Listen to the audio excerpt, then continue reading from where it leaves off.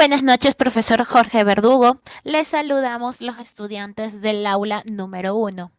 En este presente video realizaremos un análisis jurídico sobre la reparación integral, una figura fundamental dentro del derecho constitucional y de los derechos humanos, orientada a restituir y garantizar los derechos vulnerables de la persona.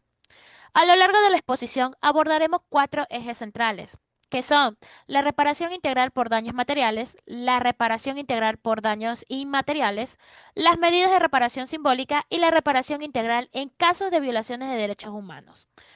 Con esto vamos a analizar su alcance, su finalidad y aplicación dentro del ordenamiento jurídico ecuatoriano. El objetivo de este trabajo es comprender cómo estas forman partes de una reparación que contribuyen a restablecer la dignidad de las víctimas y garantizar una tutela efectiva de los derechos fundamentales.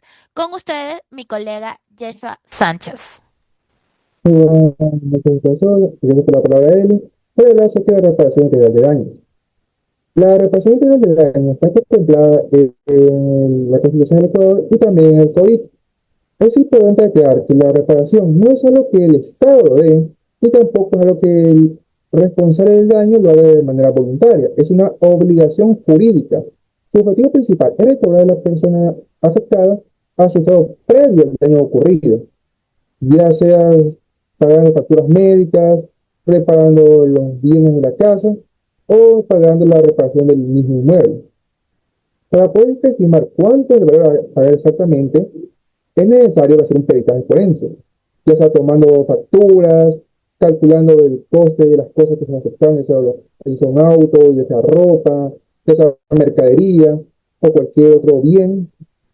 El principal motivo, básicamente, de esta reparación es evitar que la víctima cargue sola con el peso de conllevar con su vida, pese a los daños de una situación que ella no fue responsable. Por esta razón es importante la reparación, ya que permite que las personas puedan contar con su vida sin tener que cargar con facturas o las consecuencias de algo que no son responsables, y también permite hacer justicia a la víctima, de cierto modo. A continuación, mi compañero. En esta oportunidad a mí me toca hablar sobre la reparación integral por daños inmateriales, el cual forma parte del derecho de la tutela judicial efectiva y de los principios de reparación integral reconocidos en nuestra Constitución y en los instrumentos internacionales de derechos humanos. La reparación integral lo que busca es restituir a la víctima al estado anterior a la vulneración. No solo incluye daños materiales, sino también daños inmateriales que afectan aspectos emocionales, psicológicos y morales. Pero, ¿qué son los daños inmateriales? Son aquellos que no afectan directamente al patrimonio económico de la persona, sino a los aspectos como la dignidad, el honor, la reputación, el dolor emocional, el sufrimiento psicológico y la afectación de proyecto de vida. A diferencia del daño material, se puede cuantificar económicamente de forma directa y el daño inmaterial es subjetivo y más complejo de valorar. Los fundamentos jurídicos aquí en el Ecuador, que es de la reparación integral, está reconocida en la Constitución de la República del Ecuador en el artículo 78, en el Código Orgánico Integral Penal, que es el más conocido como COIP, la jurisprudencia de la Corte Constitucional y el Sistema Interamericano de los Derechos Humanos. A continuación, mi compañero Joshua.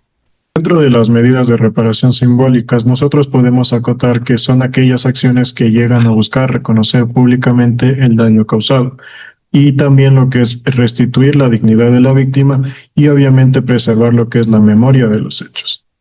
Obviamente, de igual manera, más allá de una compensación económica. Esta medida llega a incluir disculpas públicas, actos de reconocimiento, homenajes, monumentos, cambio de nombres de espacios, publicaciones oficiales o incluso conmemoraciones. La finalidad principal es restablecer la dignidad de una víctima y también generar lo que es conciencia social, obviamente evitando que los hechos se lleguen a repetir. Un ejemplo es cuando el Estado, tras una sentencia, llega a realizar un acto de disculpas a una comunidad afectada por una actuación ilegal de autoridades. aunque esto no borra el daño, sí tiene un alto valor moral y social. Las reparaciones simbólicas llegan a ser especialmente importantes en caso donde el daño afecta a la identidad, la memoria colectiva o incluso los derechos de grupos vulnerables. Además, se llega a fortalecer la confianza en lo que viene siendo la justicia y en el Estado de Derecho. Una conclusión se podría decir que en medidas se demuestra que la reparación integral no se limita al dinero, sino que también implica verdad, reconocimiento y dignidad para las víctimas. Con ustedes, nuestra compañera Saskia Maldonado, que va a hablar su tema. Buenas noches. Hoy les voy a hablar sobre lo que es la reparación integral en casos de violaciones de derechos humanos. La reparación integral en casos de violaciones de los derechos humanos tiene un enfoque más amplio y más profundo, ya que se trata de afectaciones graves cometidas generalmente por el Estado o con su tolerancia. Estas violaciones pueden incluir lo que es una tortura, desaparición forzada, ejecuciones extrajudiciales, discriminación sistemática o uso excesivo de la fuerza. Bueno, también en estos casos la reparación integral comprende varias medidas. Por ejemplo, lo que es restitución, indemnización, rehabilitación, satisfacción y lo que son garantías de no repetición. Porque no basta solo con pagar una compensación económica. El Estado debe asumir responsabilidad, investigar los hechos, sancionar a los responsables y adoptar reformas institucionales. Por ejemplo, en caso de violencia estatal, la reparación puede incluir atención médica y psicológica a las víctimas, disculpas públicas y reformas legales, capacitación a funcionarios públicos.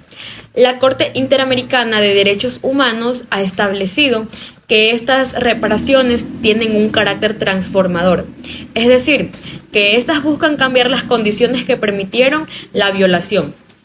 Bueno, en conclusión, la reparación integral en derechos humanos es un pilar de la justicia, la democracia y la dignidad humana, y constituye una obligación del Estado frente a las víctimas.